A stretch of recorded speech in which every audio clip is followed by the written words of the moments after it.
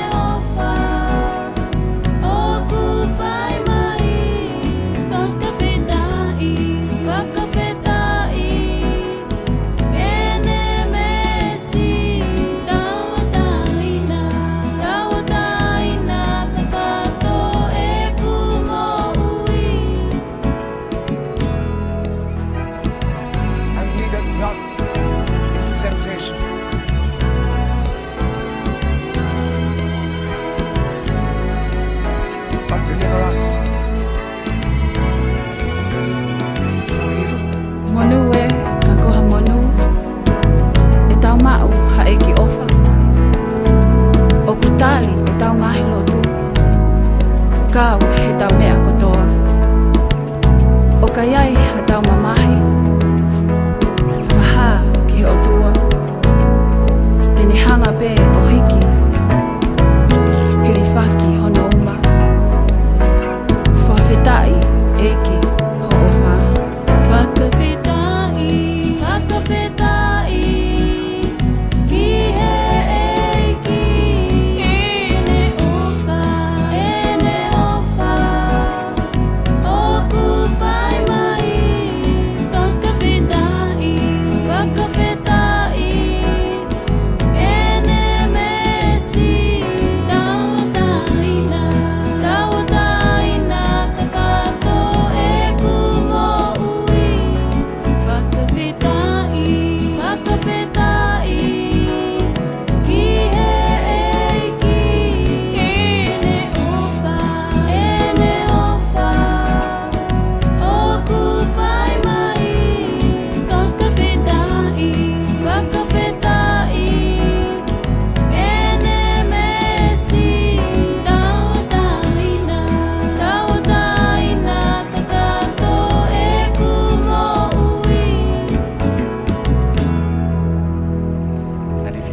Your brethren only, what do ye more than others? Be ye therefore perfect, even as your Father which is in heaven is perfect.